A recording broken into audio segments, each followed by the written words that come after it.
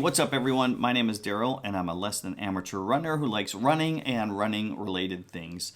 Today I'll be talking about the Asics Gel Nimbus 27. If you've been following along on the channel, you know I've been testing the Nimbus series since the Nimbus 25. So I was very excited to see what Asics has brought to the table with the Nimbus 27.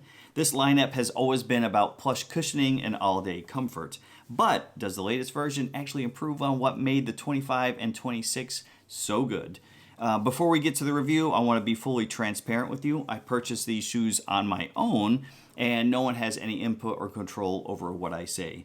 As always, the opinions you're about to hear are entirely my own. And also, thank you to the people who have been watching the channel for a while. I really do appreciate it. And if it is your first time watching, please consider subscribing for more running content. Thank you for that. While you're here, I just want to ask if anyone is planning on running the Peachtree 10K coming up in July. If so, I hope to see you there, and please say hi. With that being said, let's go take this shoe for a run.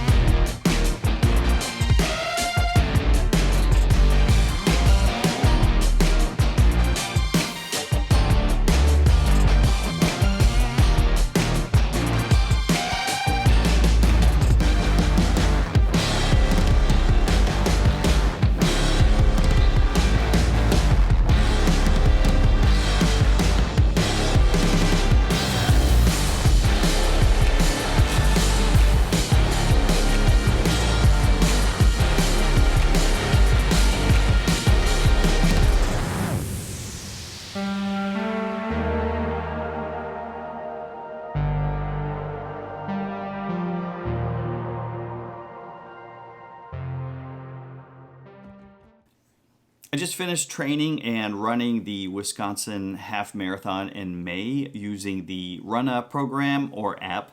I tested these shoes out on my Sunday long run a few weeks ago. Just so you know, just so I can talk about it, I did PR that race with a finish time of 1 hour, 41 minutes, and 35 seconds. I promise this isn't an advertisement for the Runna program, but it did help me achieve my goal, and I'll be using it for my next few races. There is a free 2-week trial in the description down below, so if you're interested in using that app, give it a shot for 2 weeks and see what you think. All right, back to the shoe. This was my final run before the half marathon, and I took the shoe out for a 6-mile run. I ran 4 miles at a comfortable pace, right around 8:40-ish per mile, and then for the final 2, I pushed it a little around 7:50 a mile, just to see what the shoe would feel like at faster paces. This isn't the first time I've been running in the shoes.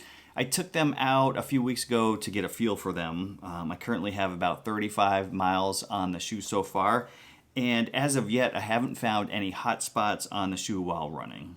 It's been a very comfortable shoe to run in. All right, so let's talk about the specs on the shoe. I first opted to go with the colorway that was inspired by the 1980s tracksuits and running shoes. And I've had a few mixed comments on the shoe, but I personally like the throwback. The Asics Gel Nimbus 27 weighs in at approximately 10.9 ounces for a men's size 9, making a fairly standard max cushion shoe in terms of weight. I forgot to weigh the shoes before my initial run, so I'm not sure if anything changed or not. It features an 8mm drop, a stack height of 44mm in the heel, and then 36mm down here in the forefoot. And it offers plenty of cushioning underfoot. The midsole is made up of the I can't know if you can see it here, the Flight Foam Blast Plus Eco Cushioning.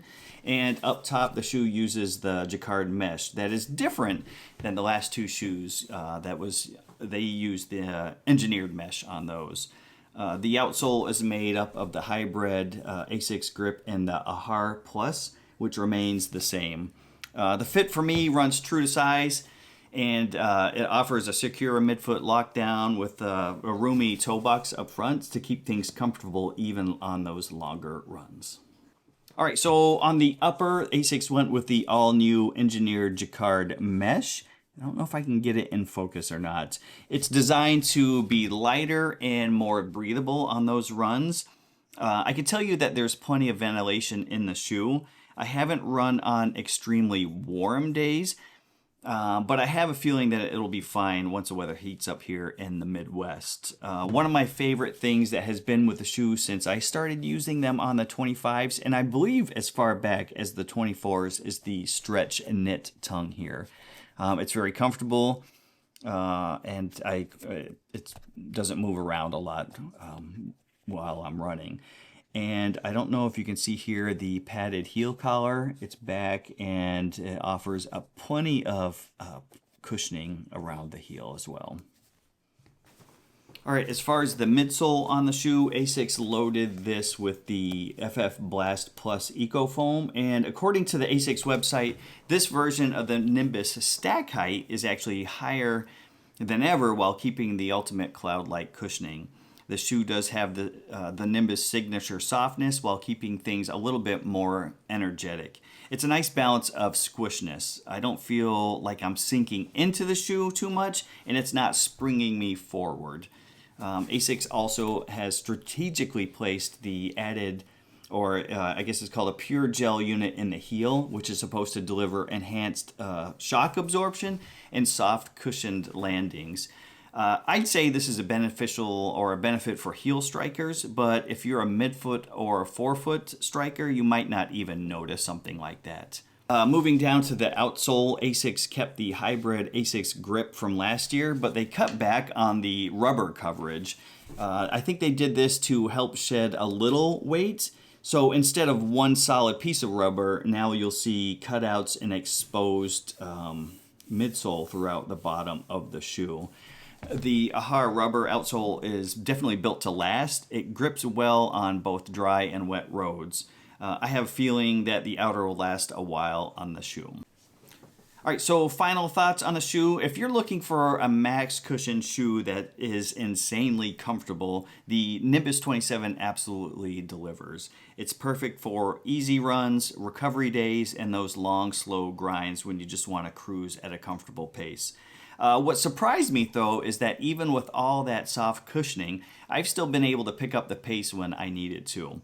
It's definitely not going to replace your lightweight tempo shoes, but if you want a plush ride that can handle a little speed when the moment calls for it, the Nimbus 27 gets the job done.